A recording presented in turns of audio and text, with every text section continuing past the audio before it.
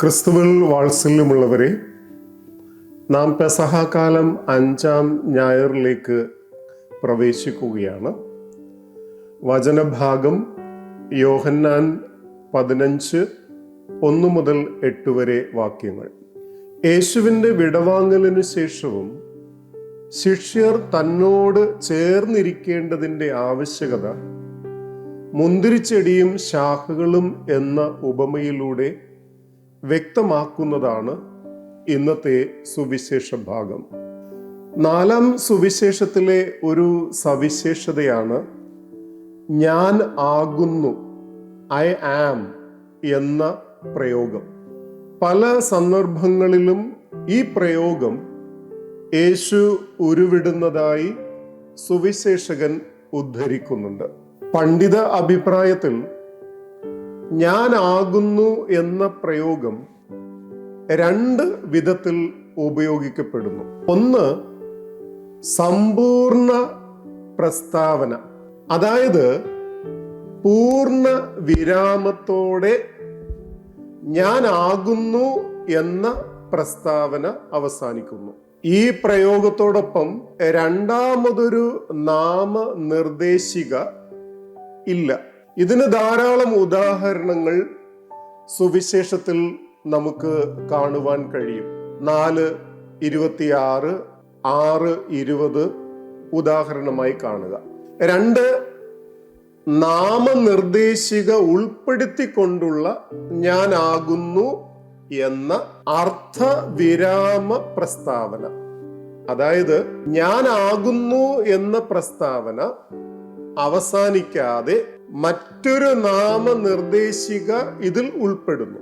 ഇതിനും ധാരാളം ഉദാഹരണങ്ങൾ സുവിശേഷത്തിൽ ലഭ്യമാണ്. ഇന്നത്തെ സുവിശേഷത്തിൽ ഞാൻ മുന്തിരിച്ചെടി ആകുന്നു, ഞാൻ സാക്ഷാൽ മുന്തിരിച്ചെടിയും പിതാവ് കൃഷിക്കാരനും ആകുന്നു എന്ന് ഇന്നത്തെ സുവിശേഷത്തിലെ പ്രസ്താവന 2ാമത്തെ വിഭാഗത്തിൽ പെടുന്നു.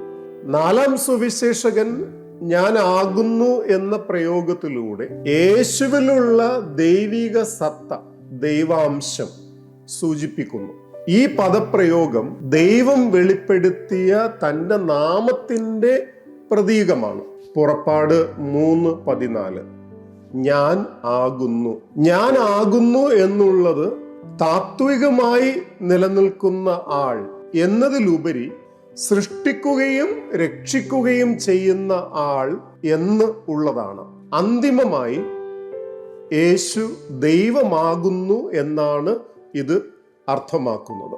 4-ാം സുവിശേഷത്തിലെ മുന്തിരിച്ചെടി എന്ന പ്രതീകം യഹൂദ വേദഗ്രന്ഥത്തിൻ്റെയും മറ്റ് പാരമ്പര്യങ്ങളുടെയും പശ്ചാത്തലത്തിൽ അർത്ഥപൂർണമായി നിറഞ്ഞു നിൽക്കുന്ന ഒന്നാണ്. പഴയ നിയമത്തിൽ മുന്തിരിച്ചെടി ദൈവജനത്തിന്റെ അടയാളമാണ്.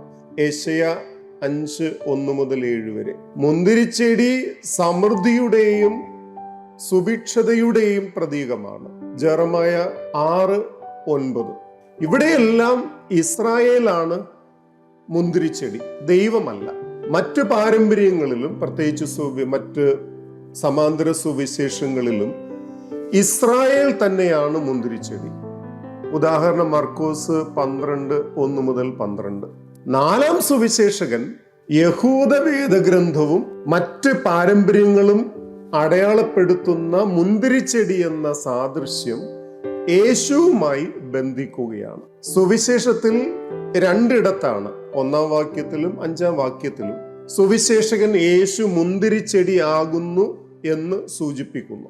മുന്തിരിച്ചെടിയെ സദൃശമാക്കിക്കൊണ്ടുള്ള യേശുവിൻ്റെ ആത്മപ്രകാശനത്തിൻ്റെ അർത്ഥം പൂർണ്ണ രൂപത്തിൽ ഗ്രഹിക്കുന്നതിന് അതിലൂടെ ചേർന്ന് നിൽക്കുന്ന നാമസൂചികകൾ മനസ്സിലാക്കിയാൽ മതിയാകും.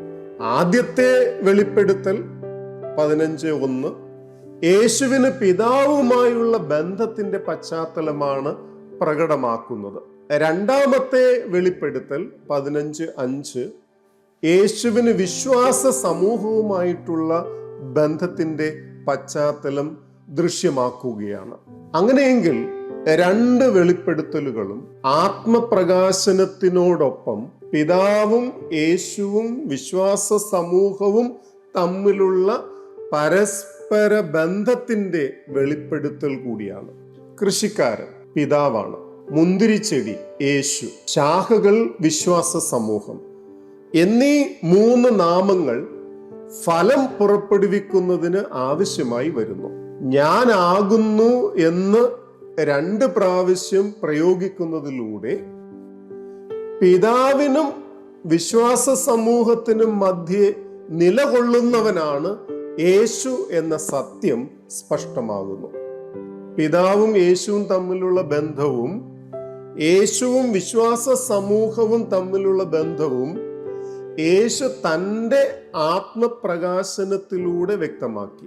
പിതാവും യേശുവും തമ്മിലുള്ള ബന്ധത്തിന് സമാന്തരമാണ് യേശുവും വിശ്വാസ സമൂഹവും തമ്മിലുള്ള ബന്ധം. പിതാവും യേശുവും തമ്മിലുള്ള ബന്ധം സുദൃഢമാണ്. അപ്രകാരം തൻ്റെ മണിക്കൂറിന്, അതായത് വിടവാങ്ങലിന് ശേഷവും യേശുവും വിശ്വാസ സമൂഹവും തമ്മിലുള്ള ബന്ധവും ആഴമായി നിൽക്കേണ്ടതിന്റെ ആവശ്യകതയാണ് തുടർന്ന് സുവിശേഷകൻ പറയാൻ ആഗ്രഹിക്കുന്നത്. മുന്തിരിച്ചെടിയിൽ നാം കാണുന്ന പ്രത്യേകതകളിൽ ഒന്ന്, തായ് തണ്ടിനോട് ഏറ്റവും അടുത്ത് നിൽക്കുന്ന ശാഖയിൽ ധാരാളം മുന്തിരികൾ ഉണ്ടാകുന്നു എന്നതാണ്. തായ് തണ്ടിൽ അടങ്ങിയിരിക്കുന്ന ജീവരസം കൂടുതലായി വലിച്ചെടുക്കുന്നത് അതിനോട് ചേർന്ന് നിൽക്കുന്ന ശാഖയാണല്ലോ. അപ്രകാരം ഒരു ആഴമേറിയ ബന്ധം വിശ്വാസ സമൂഹത്തിന് യേശുവുമായി ഉണ്ടാകണമെന്ന് സാരം. വിടവാങ്ങൽ പ്രഭാഷണത്തിൽ ശിഷ്യർക്ക് സാധ്യമാകുന്ന ബാഹ്യബന്ധം യേശുവിന്റെ വിടവാങ്ങലോടുകൂടി അസാധ്യമായി തീരും. ഈ അവസരത്തിൽ വിശ്വാസ സമൂഹത്തിന് യേശുവുമായിട്ടുള്ള നിരന്തര ബന്ധം സാധ്യമാക്കി തീർക്കുന്നത് ആന്തരികമായ ഒരു അനുഭവത്തിലൂടെയായിരിക്കും. ഈ ആന്തരികമായ ബന്ധം വേരോടുന്നത് പ്രാർത്ഥനയിലൂടെയാണ്. 15:7-8 വരെ വാക്യങ്ങൾ. പ്രാർത്ഥനയിൽ ആഴപ്പെടുമ്പോൾ ആന്തരികമായ ജീവോർജം തായ്തണ്ടായ യേശുവിൽ നിന്നും ശാഖയാകുന്ന വിശ്വാസ സമൂഹത്തിലേക്ക് ഒഴുകി വരുന്നു. അപ്രകാരം വിശ്വാസ സമൂഹം ഫലവാഹകരായി തീരുന്നു. പ്രിയമുള്ളവരെ, യേശുവും വിശ്വാസ സമൂഹവും ഗാഢമായ ബന്ധത്തിൽ എന്നും ആയിരിക്കണമെന്ന് യേശു ആഗ്രഹിക്കുന്നു. ഈ ബന്ധം നിലനിർത്തുവാൻ ഇന്ന് സാധിക്കുന്നത് പ്രാർത്ഥനയിലൂടെയാണ്.